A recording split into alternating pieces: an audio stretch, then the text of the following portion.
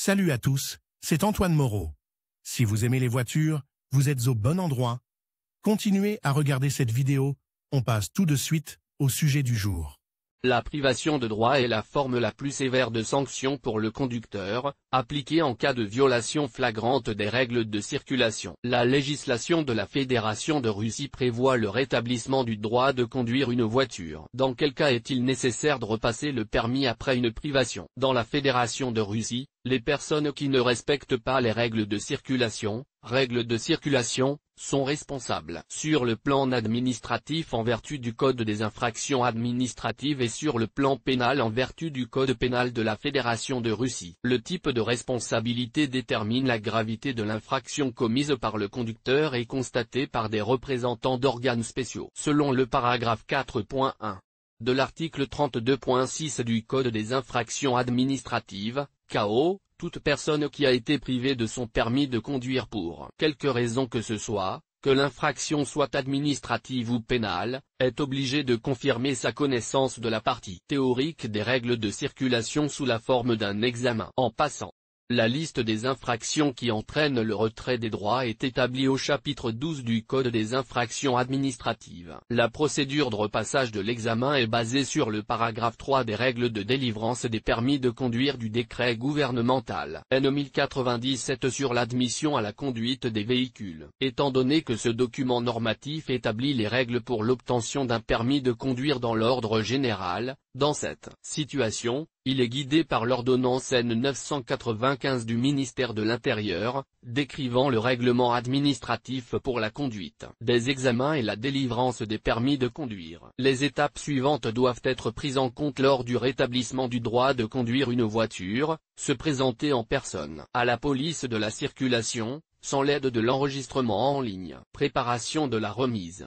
À l'heure prescrite, le conducteur doit se présenter au service d'enregistrement et d'examen de la police de la circulation, muni de l'original de son passeport ou d'un autre document attestant de son identité. L'inspecteur est tenu d'accepter les documents et d'indiquer le lieu de l'examen. La préparation proprement dite ne dure pas plus de 20 minutes, pendant lesquelles la personne chargée de l'examen donne des instructions au conducteur et procède à son identification. Au début de la procédure, les données relatives au candidat et le numéro de la série de tickets sont affichés. L'examen.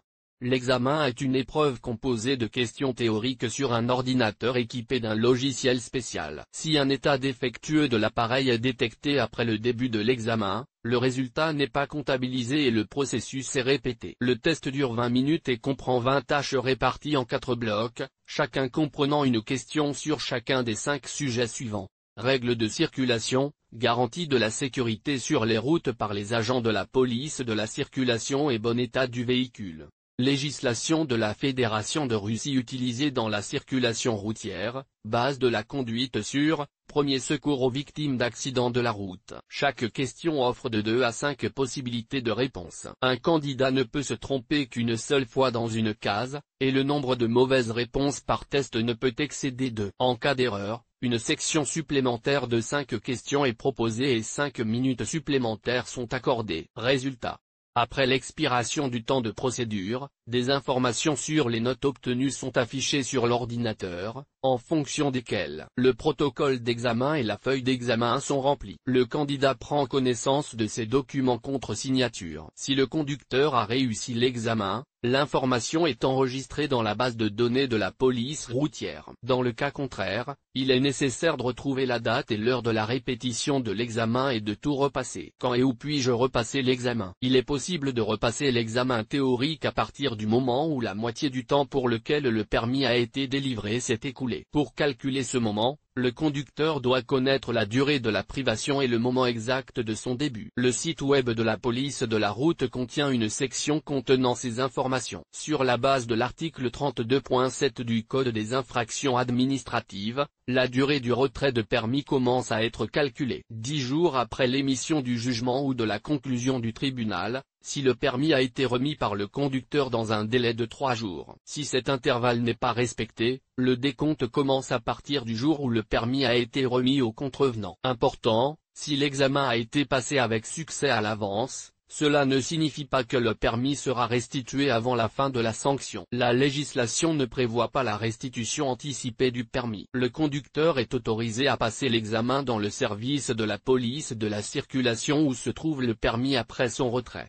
Conformément au paragraphe 2 de la résolution du gouvernement de la Fédération de Russie N 1191, qui approuve les règles de restitution du permis de conduire. Les adresses des bureaux qui traitent ces demandes sont disponibles sur le site officiel de la police de la circulation. Ce lien permet également de se familiariser avec les heures d'ouverture des bureaux. Pour restituer le permis à la personne sanctionnée après l'expiration de la période de privation, il est nécessaire d'introduire une demande écrite un mois avant la restitution auprès de la subdivision compétente de la police de la circulation. De quoi ai-je besoin pour repasser l'examen du permis de conduire? Pour repasser l'examen, le conducteur doit uniquement se présenter au bureau des examens de la police de la circulation avec le formulaire de demande et la carte d'identité correspondant. Par mesure de précaution supplémentaire en cas d'interruption des bases de données électroniques, il est possible de se munir d'un document attestant de la date de début de la période de sanction. Vous devez également vous acquitter de vos éventuelles dettes. Bien que les personnes qui ont présenté la demande d'examen ne soient pas tenues de ne pas avoir d'amende pour des infractions au code de la route, contrairement à ce qui se passe pour l'obtention du permis de conduire, il est conseillé de payer à l'avance, car il est possible d'imposer des sanctions supplémentaires en cas de non-paiement dans le délai imparti, 70 jours après l'entrée en vigueur de la résolution correspondante. En cas de retrait du permis de conduire pour conduite en état d'ivresse,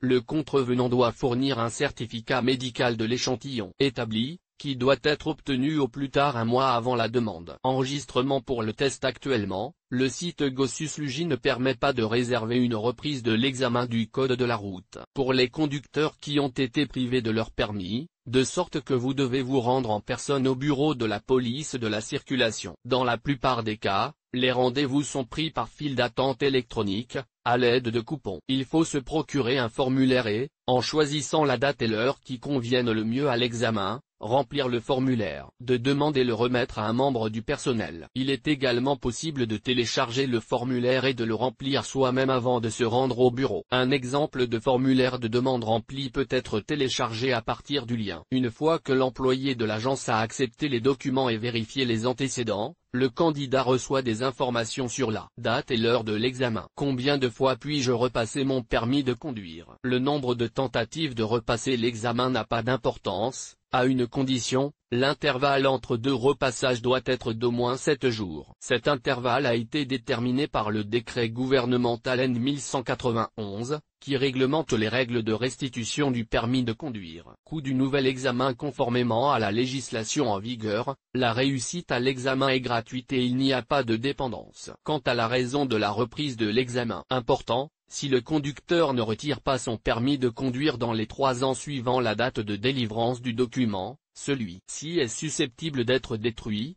ce qui signifie que le permis de conduire doit être restitué ultérieurement si la personne exprime le souhait de reprendre la conduite. Cette procédure nécessite le paiement d'une taxe d'État d'un montant de 2000 roubles pour la délivrance d'un permis de conduire. Mesure à prendre après un nouvel examen réussi. Une fois que le conducteur a reçu les résultats et qu'il est convaincu d'avoir réussi l'examen, après l'expiration de la période de pénalité prévue pour l'obtention du permis de conduire, il doit apporter les documents suivants, dans un délai de 3 ans, au département de la police de la circulation où se situent ses droits, un certificat médical de l'échantillon établit une demande de restitution du permis de conduire.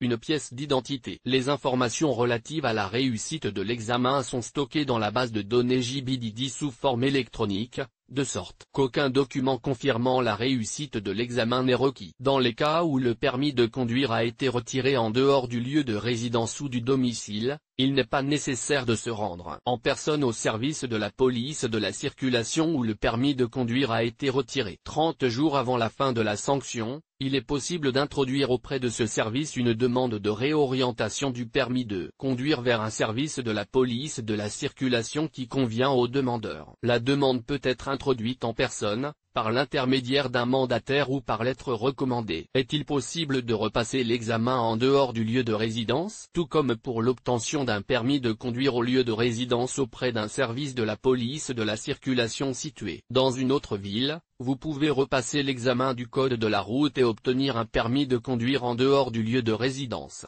Si vous envoyez une demande de réorientation du permis de conduire à un service de la police de la circulation approprié 30 jours avant l'expiration de la sanction. Important, il faut tenir compte du fait que les agents de la police de la circulation utilisent les services de la poste russe pour l'envoi des permis de conduire. Cette procédure peut prendre entre 1 et 3 semaines, il est donc conseillé d'envoyer la demande immédiatement après la décision du tribunal sur la privation de permis de conduire. Lors de l'examen, il est nécessaire de se munir d'une pièce d'identité. Ainsi, après la privation du permis de conduire, le conducteur doit dans tous les cas repasser l'examen théorique du code de la route. Cette procédure n'est pas payante et le nombre de repassages n'est pas limité. Elle peut être passée aussi bien au lieu de résidence que dans d'autres villes.